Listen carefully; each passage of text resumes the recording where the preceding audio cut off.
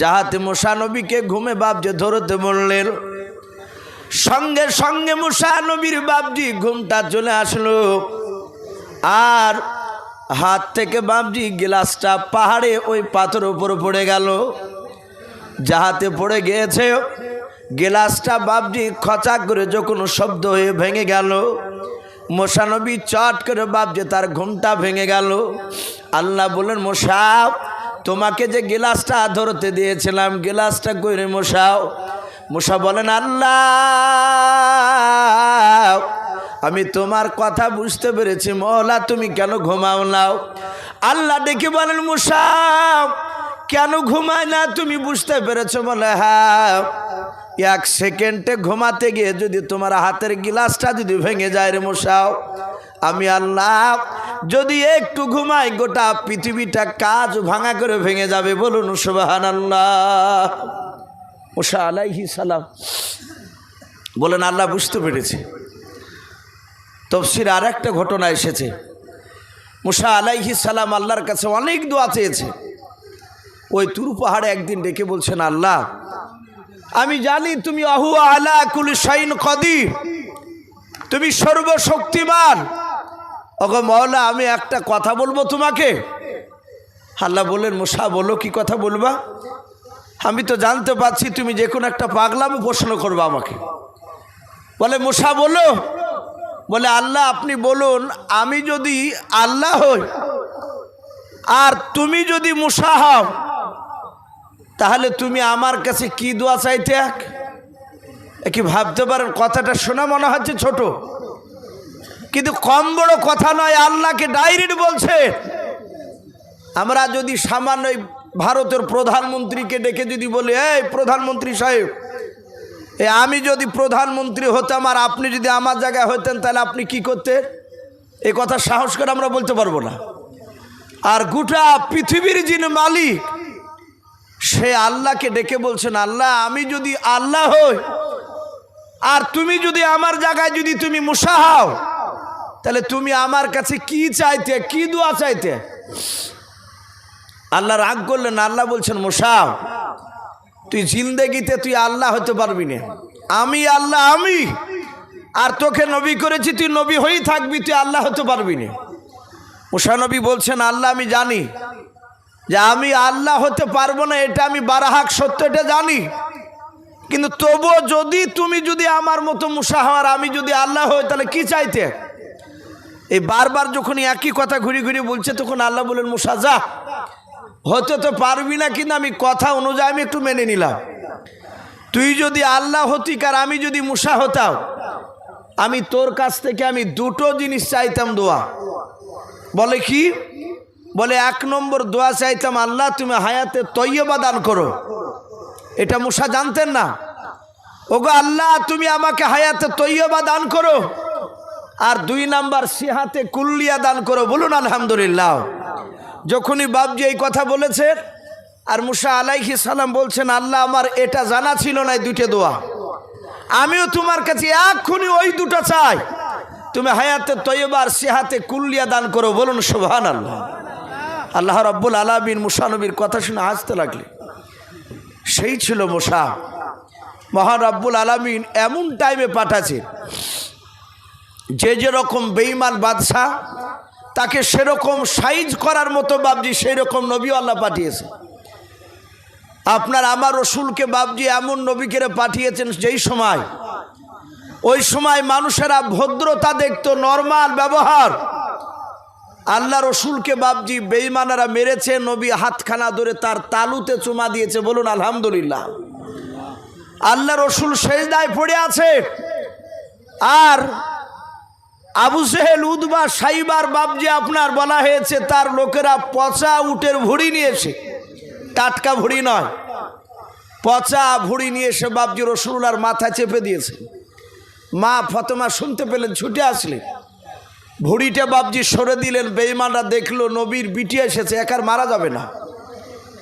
ফাতেমা বদদোয়া করেছিল, গো আল্লাহ আমার আব্বা তো কোনো অন্যায় করে নাই, তুমি আমার আব্বাকে যারা কষ্ট দিয়েছে তাদেরকে ধ্বংস করে দাও।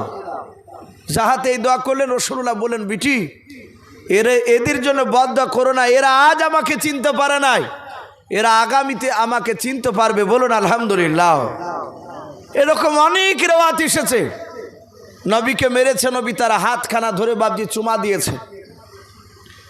কিন্তু অন্য নবীদের জামানায় বলা হয়েছে যেমন কড়া বাদশাহ সেরকম কড়া নবীও পাঠিয়েছে।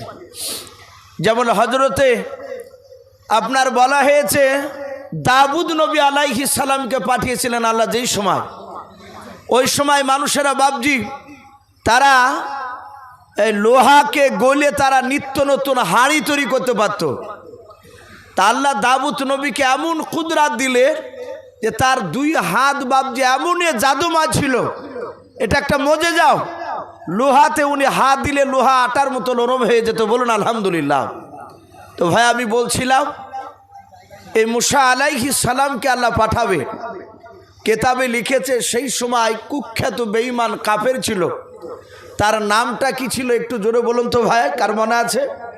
ফেরাউন। কোরআন শরীফে বাবজি ফারা সুদ্দের শব্দ ব্যবহার করা হয়েছে। এই ফারা থেকে ফেরাউন হয়েছে। এই ফেরাউন এত বড় বেঈমান, কেতাবে লিখেছে বাবজি, আপনারা অনেকেই দেখেছেন ইউটিউবের মাধ্যমে নেটের, যে ফেরাউনের লাশ আজও পর্যন্ত বাবজি মাটিতে খায়নি। এটা আল্লাহ কোরআনে লিখেছে, যাকে কিয়ামত পর্যন্ত বাবজি মাটিতে খাবে না। কেন খাবে না? কেতাবে লিখেছে এত বড় বেয়াদব, ওই একজন নবীর কলিজার টুকরা 2টো বেটাকে এবং ওই নবীর আপনার তার প্রাণের বিবিকে পর্যন্ত এই বেঈমান ফেরাউন হত্যা করতে তার দ্বিধাবোধ হয়েছিল না, তার হাত কাঁপে না। প্রশ্ন হতে পারে কোন নবীর সন্তানকে ফেরাউন মারল? আমরা জানি মুসা নবীর পাল্লায় পড়েছিল ফেরাউন। মুসা নবীর কথা আপনাদের সামনে একটু তুলে ধরব। তার আগে বলি যে এই ফেরাউন কোন নবীর সন্তানকে মেরেছিল? কেতাবে লিখেছে মুসা নবীর জামানাতি বাবজি একটা নবী, সে নবাদ দাবি করেছিল, আল্লাহ তাকে নবী করেছিলেন। সেই নবীটার নাম ছিল হজরতে হিজকিল নবী আলাইহিস সালাম। কি নাম বললাম একটু জোরে বলে?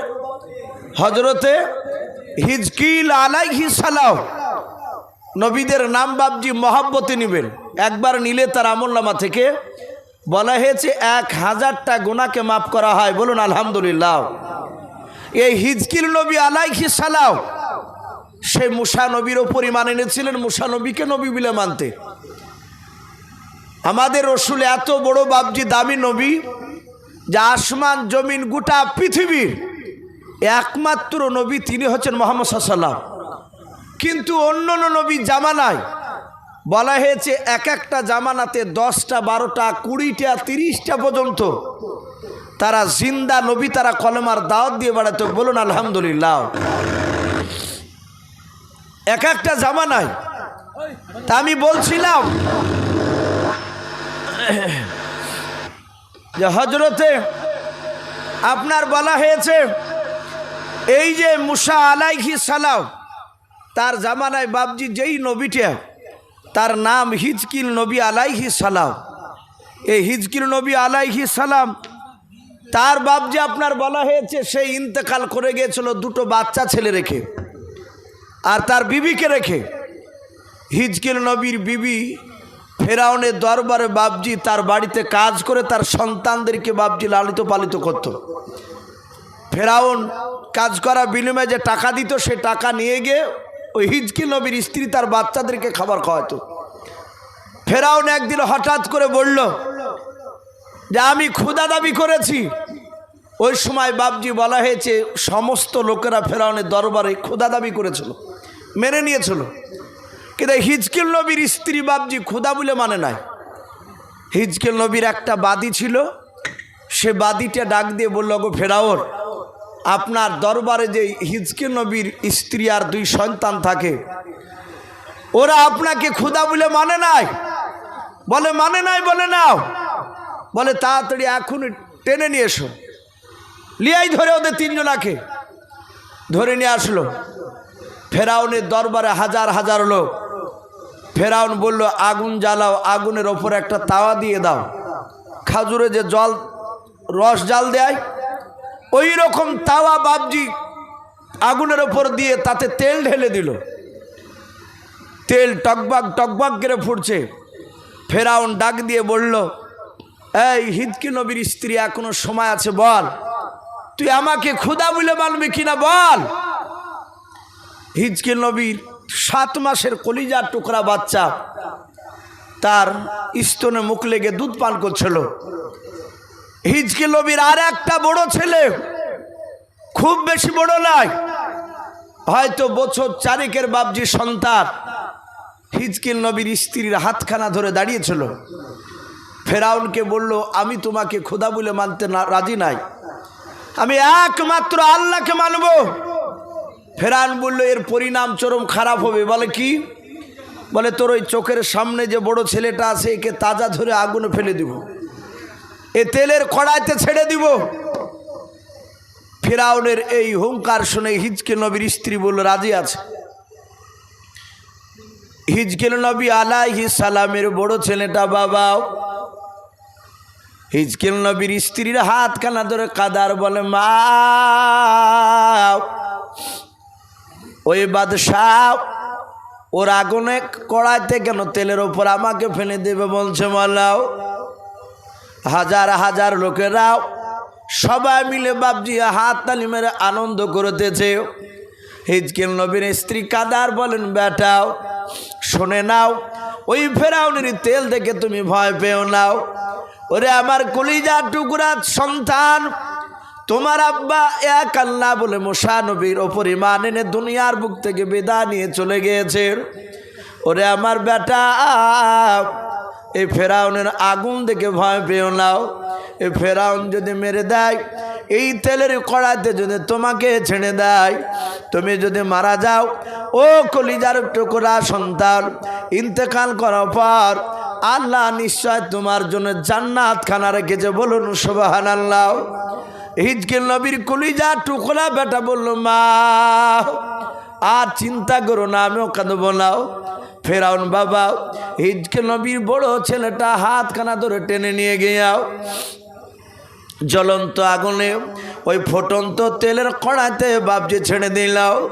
হযরত হিজকিল নবীর ছেলে ওই তেলের কড়াইতে পড়ে আল্লাহ বলে চিৎকার করে কেঁদে উঠল। কয়েকবার বাবজি আল্লাহ আল্লাহ করে ডাক দিতে লাগলো। হিজকিল নবীর ছেলে বাবা তেলের কড়াইতে বাবজি ডুবে গেল। আবার কিছুক্ষণ পর ভেসে উঠল হিজকিল নবীর কলিজা টুকরা বেটা। তার জন্ম দুঃখিনী হিজকিল নবীর বেবে বাবা দেখল না।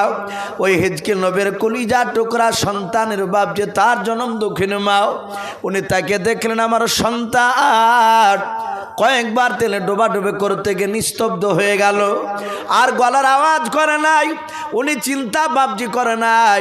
উনি লক্ষ্য করে দেখলেন সন্তানের চামড়াগুলো বাবজি আলাদা হয়ে যাচ্ছে, রক্তগুলো মাংসগুলো বাবজি তেলের সাথে পায়েল হয়ে গেল, হাড়গুলো বাবজি জোড়া জোড়া ছিল সব বাবজি খুঁজতে লাগলো।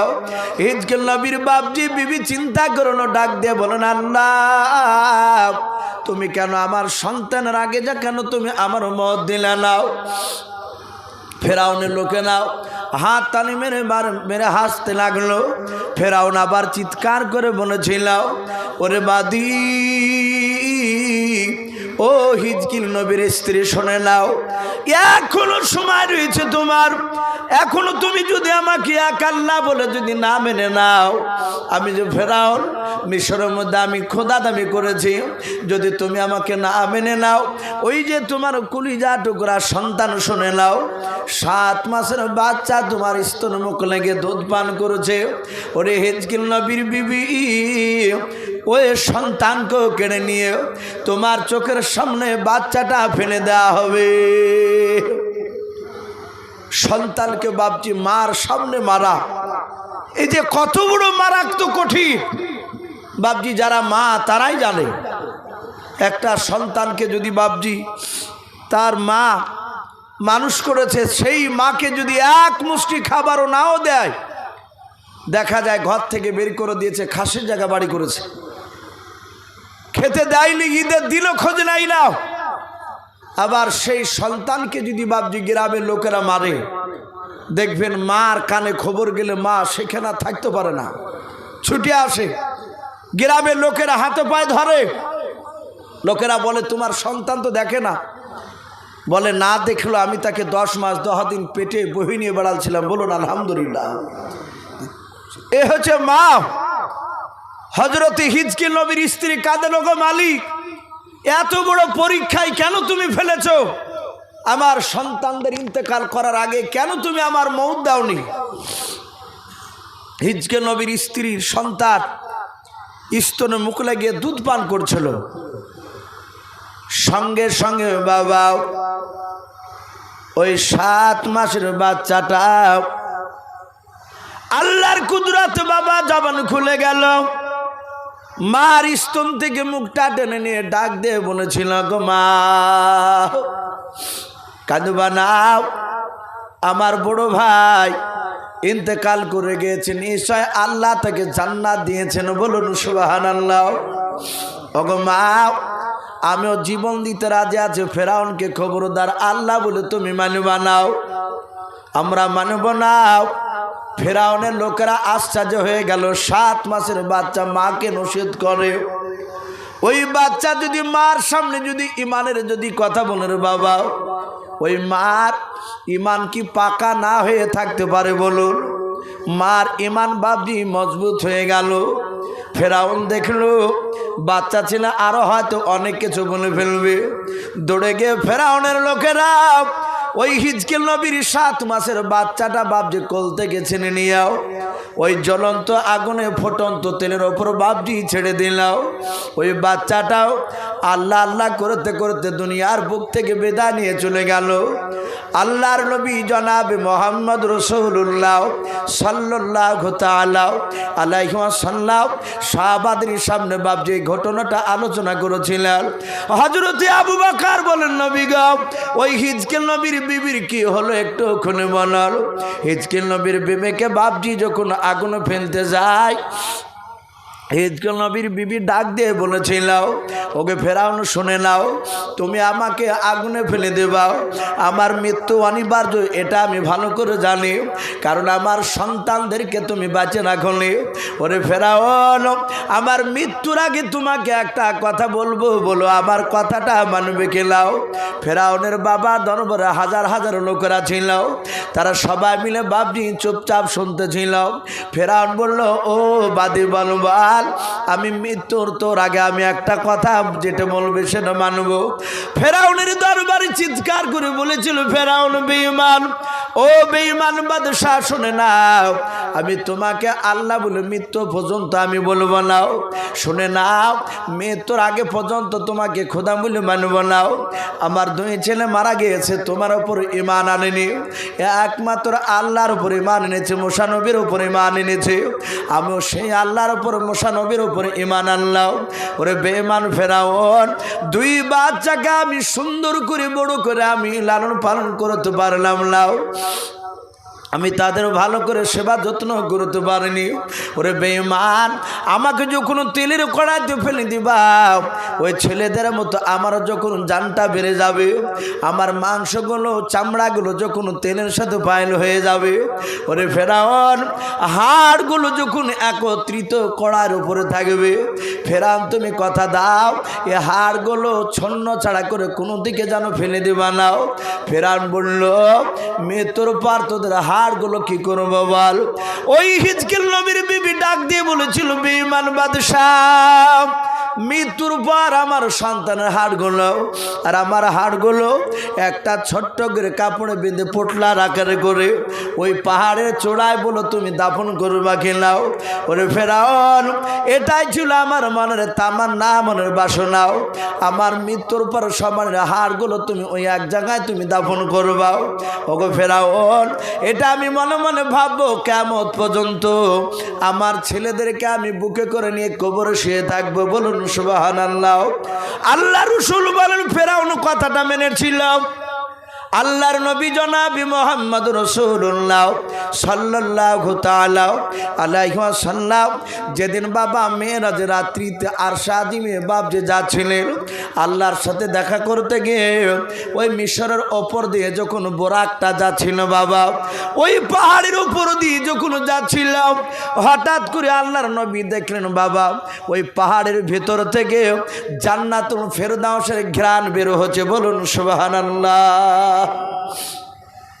মুসা নবী কবে তার জামানায় ফেরাউন হিজকিল নবীর স্ত্রী তার 2 সন্তানকে মেরে ওই পাহাড়ের চূড়ায় দাফন করে রেখেছিল, আর শেষ নবীর জামানায় নবী মেরাজের রাত্রিতে বাবজি যাওয়ার সময় ওখান থেকে জান্নাতুল ফেরদাউসের খুশবু শুনতে পেলে মহান রব্বুল আলামিনের রাসূল বলছেন, ওগো জিবরিল ভাই, এই জান্নাতুল ফেরদাউস এই দুনিয়ার বুক থেকে ওই পাহাড় থেকে আসছে গেল, ওখানে কি আছে বলো? জিবরিল আলাইহিস সালাম কাঁদতে কাঁদতে ফেরাউনের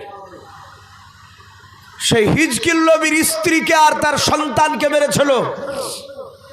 এ ফেরাউনের কথাগুলো হযরতে জিবরিল আলাইহিস সালাম শোনালে আল্লাহ রাসূল তাদের জন্য বাপজি আবার দোয়া করলেন। এই এত বড় বেঈমান ফেরাউন তার লাশ বাপজি মাটিতে বাপজি খাবে না, তার বিবিকে পর্যন্ত বাপজি মারতে সেবাকে রাখেনি এই বেঈমান ফেরাউন। তো ভাই কেতাবে লিখেছে ফেরাউন প্রথমে বাদশা হয়নি, সে প্রথমে একেবারে শুরু জামানায় সে তরমুজ মাঠে বাপজি সেই সময় মিশরের তরমুজ চাষ হতো, সেই তরমুজ বাপজি আগলানো যাকে আগলদার বলা হয়, জানি না আপনারা এই শব্দগুলো জানেন কিনা, আমাদের এলাকায় মাঠে কিছু লোক লাগানো থাকে আগলদার বলে। তাই ফেরাউন ওই মাঠে আগলদার ছিল ফেরাউন, আর তার একটা বাল্যকালের বন্ধু তার নাম ছিল হামান। টাক হামান বলে বাপজি পরিচিত, তার মাথাতে একটা চুল বলে ছিল না। বহু মানুষ পৃথিবীতে দেখা যায় তার দাড়ি গোপ চুল বাপজি বেরোয়নি, একটা বারেন, এরকম অনেক লোককে দেখা যায়। তো ওই ফেরাউনের বন্ধু হামান সে টাক, খুব ক্রিটিক্যাল বুদ্ধি ছিল তার। আরে ফেরাউনের শরীরে অগাধ শক্তি, এর গুড়া বুদ্ধি ছিল, গুয়ারিয়া বুদ্ধি যাকে বলা হয়। এ ফেরাউন সেই সময় বাপজি হামানের যুক্তি পরামর্শ নিয়ে সেই সময় যে বাপজি ভোট ছিল সেইভাবে ভোটে বাপজি মিম্বার এভাবে হতে হতে হতে হতে একেবারে বলা হয়েছে ফেরাউন সে মিশরের বাপজি সে বাদশায় পরিণত হয়েছিল, সে বাদশাহ হয়েছিল। আর এ হামান ছিল বাপজি এই ফেরাউনের মন্ত্রী। এই মন্ত্রী হামানের কথা শুনতো ফেরাউন বেঈমান, সেই সময় বাপজি মিশরের প্রধানমন্ত্রী। আল্লাহ রাব্বুল আলামিন বলছেন আমি এই সময় আমার নবীকে পাঠাবো। আল্লাহ বলছেন আমি যুগে যুগে নয়,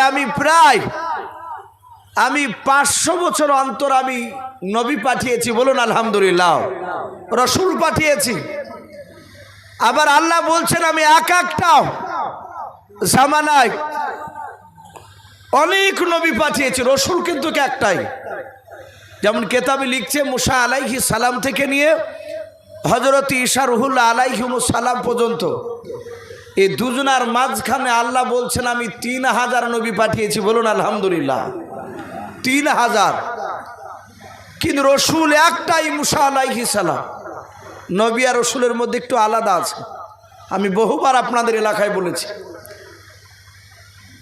তা আল্লাহ বললেন আমি নবীকে পাঠাবো। তার আগেই কেতাবে লিখেছে ফেরাউনকে বাপজি সংকেত দিচ্ছেন, আল্লাহ জানাচ্ছেন আলামত যে আমি আমার মহাপুরুষ আমি দুনিয়াতে পাঠাবো।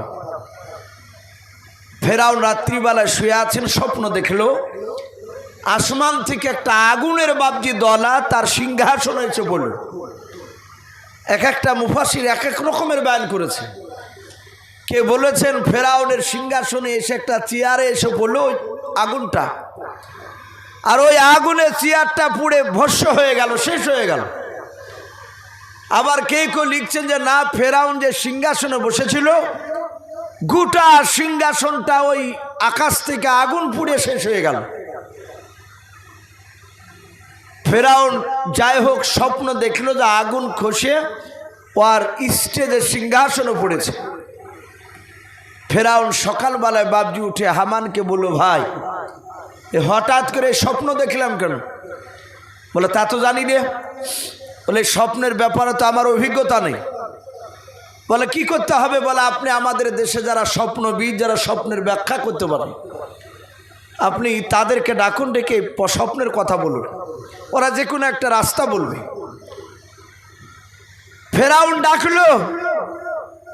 প্রায় সেই সময় বাবজি 700-র ওপরে তার গোটা দেশে স্বপ্নবিদরা একত্রিত হলো। তাদের সবারই স্বপ্নের তাবির একটাই হলো। ফেরাউনকে বলল, হে বাদশা নামদার, আমাদের ধারণা এই দুনিয়াতে একটা বেটা ছেলে জন্ম নেবে, সেই ছেলেটা জন্ম নিয়ে আপনার সিংহাসনকে কেড়ে নিবে, অর্থাৎ আপনাকে এই বাদশা থেকে আপনাকে হেরে দিবে সে। বলে তাই? বলে হ্যাঁ। বলে আপনাকে ধ্বংস করে দিবে। ফেরাউন বলল, সে বেটা ছেলে হবে না মেয়ে ছেলে? বলে বেটা ছেলে। বলে আর একটা বলো, ওই ছেলেটা জন্ম নিয়েছে না নেয়নি? কেতাবে লিখেছে আগেকার জামানায় লোকেরা তারা কিছু জিনিসকে বিশ্বাস করত, আর বেশ কিছু কথা তাদের গণকদের কথা